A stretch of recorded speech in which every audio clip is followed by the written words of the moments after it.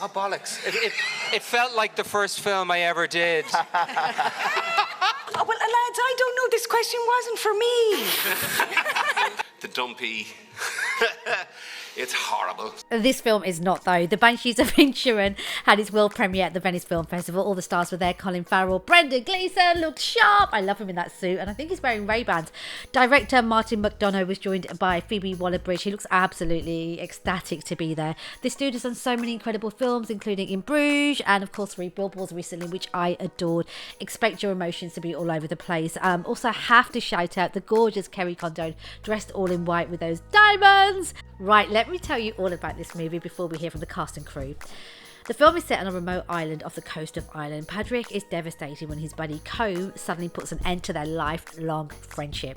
With help from his sister and a troubled young islander, Padraig sets out to repair the damaged relationship by any means necessary. However, it's not going to be as easy as he thinks. Colm delivers him with a bit of an ultimatum that leads to shocking consequences.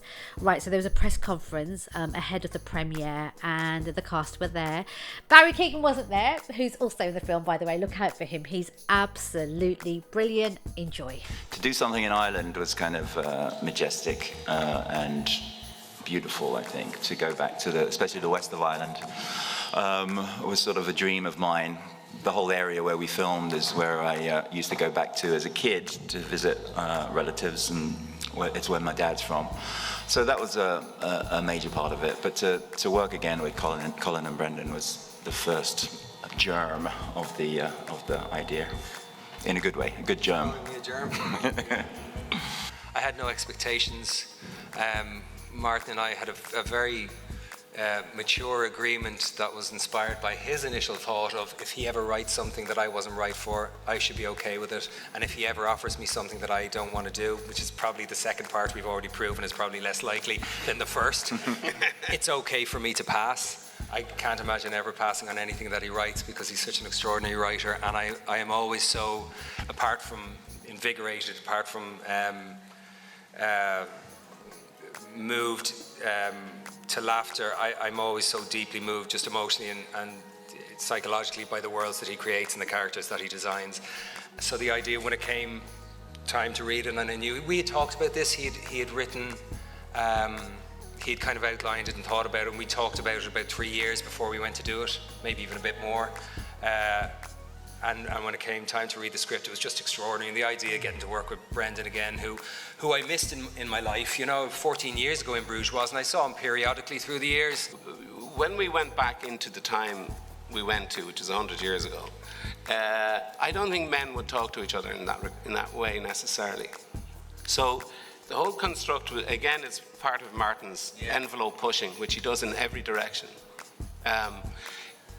The idea that these men would talk to each other in this natural way about feelings is debatable whether on an island at that point it would have transpired. So it is a very modern film, I think, that it's embraced the traditional and embraced something that, like male friendship, that even now hasn't really been explored, and airs it out. So I do think conversation is a very interesting part of the whole conversation. Similarly to Bruges, we rehearsed for 2 or 3 weeks before we started shooting, and rehearsals for me is usually just a time to talk about the script and the characters. Not.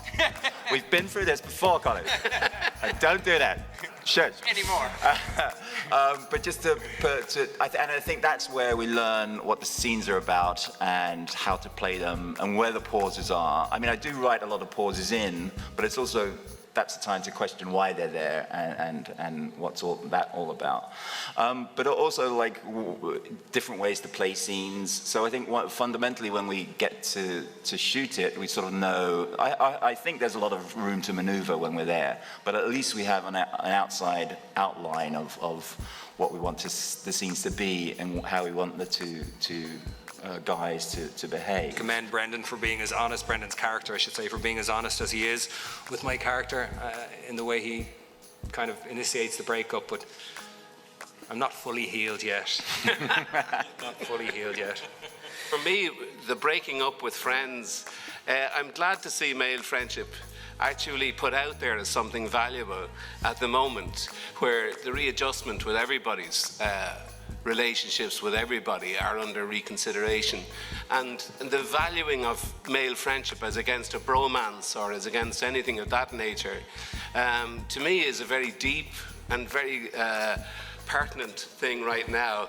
But for my character, I started off in the most brutal way possible, by understanding from years ago that trying to break up with somebody easily and letting them down easily, it just turns into an absolute torture. It was about, it just goes on for months. You appear to be giving the wrong signals because you still feel kindly to somebody. It never ends, and you might as well jump out a window or do something equally drastic. On the other hand, when you get done and you are the dumpy, it's horrible. Even those that are like living in a sense of saturation by the information age and how quickly we can access, sound bites and blurbs and all this kind of stuff on social media, absolutely it takes us away from the intimacy that's required and the interest that's needed to exist before you can launch into a conversation with someone. But when push comes to shove, we'll always return to good chats. Always. It's like a lot of people that don't believe in God until they've overdosed on a drug, and then they're on their knees going, please God, I'll never do it again if you just get me out of this one jam. Conversation, sharing thoughts and feelings with each other. It's a world that is so quick to pull the trigger of judgment on each other. We're so quick to cancel now with cancel culture and all these kind of things, that to actually have discourse, to have conversation, to exchange ideas in a way that's as open to your opinion being changed as it is to your opinion being shared, that's a gorgeous thing. I don't think that'll ever die, even if it has been supplanted a little bit by technology and what it offers us. For me, the whole story, selfishly, just from a singular perspective, was about the loss of innocence. Because when you meet Pádraig, he's so connected to everything. There's a rainbow behind his head as he walks through the old town. He walks through the cemetery with a smile on his face and such glee. Not many people walk through cemeteries with such glee as Pádraig does at the start of the film. So I don't know whether he's connected or delusional, but he lives a beautiful life. And that beauty is taken away from him by Brendan's column, But I was shocked when I saw the film, because I was fighting my corner, of course, as you do when we were making the film. But then when I saw the film, I had a deep sympathy for the struggle and the consequences of his actions that Colin also pays, And at the end, everyone hurts. I mean, the biggest hope for survival and for the potential of accessing and maybe propagating a joy is Siobhan. She's the bravest character in the whole film, as far as I'm concerned, but everyone else is at least touched, if not totally blown away by the damnation that we all share, as a result of one man needing something so deeply that the community couldn't tolerate, which was aloneness and peace and space and separation, The Banshees of Inisherin is also showing at London Film Festival in October. You can grab tickets to check it out. I can't wait to see it. I'm hearing such great things. Guys, subscribe, turn your notifications on, and I'll be back with more videos. Take care. Bye.